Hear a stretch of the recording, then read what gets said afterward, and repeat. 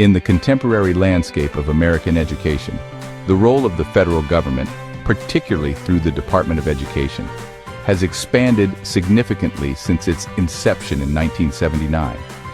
Despite this growth, the question remains: are the interests of the students and educators genuinely being served?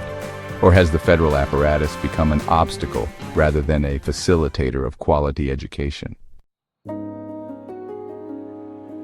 The case for abolishing the Department of Education rests on the belief that education is inherently a local issue best managed by state and local governments. This chapter argues for the complete shutdown of the Department of Education, while also addressing the welfare of its employees through severance and retraining programs for the private sector. Historically, education in America was primarily managed at the state and local levels. This grassroots approach allowed for educational programs to be tailored to the specific needs of communities and students. Each state and local school board possesses a unique understanding of the challenges faced by their constituents.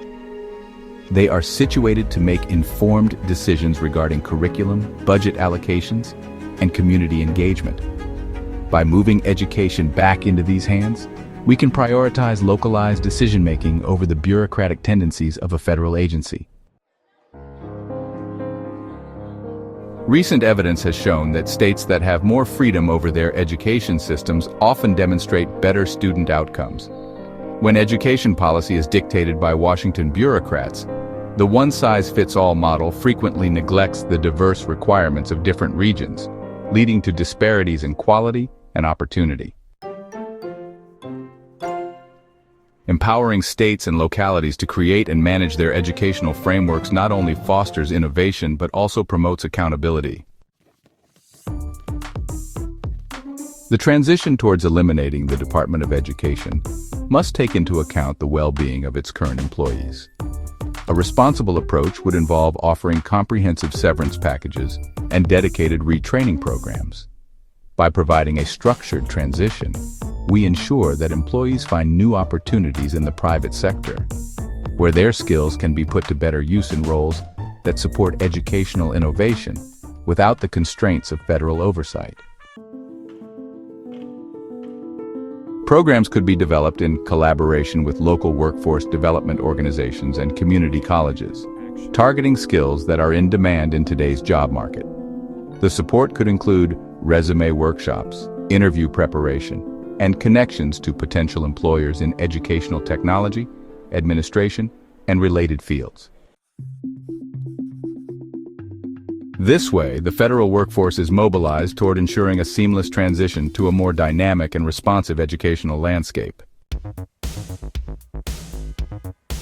With the Department of Education no longer directing federal funds towards college education, alternative funding mechanisms must be established to provide financial support for both higher education and vocational training. The proposal centers on a market-driven approach, taking advantage of public-private partnerships that can innovate financing in both areas. For traditional college education, we could establish income share agreements, or ICEs, where investors provide upfront capital in exchange for a percentage of graduates' income for a set number of years. This model aligns the interests of both students and investors. Students can afford educational opportunities based on their future income, while investors only benefit when students succeed. For vocational education, partnerships can be forged between educational institutions and industries that require skilled labor. These partnerships can create apprenticeship programs that allow students to learn while earning and lead directly to employment post-graduation. Employers could benefit from tax incentives for providing training, thus creating a robust pipeline of skilled workers ready to enter the workforce. The shutdown of the Department of Education is not simply an act of dismantling. It is a fundamental shift towards revitalizing American education through localized control and innovative funding mechanisms. By returning education to capable hands, those of state and local authorities, we can ensure that it meets the unique needs of families and communities. Simultaneously, by providing support to current employees of the department through severance and retraining, we can bring about a transformation that is both practical and just. This paradigm shift calls for a commitment to reevaluating our values in education, prioritizing student success, local control, and private sector innovation. The future of American education lies not in the hands of a distant federal agency, but within the communities that foster the growth of our next generation.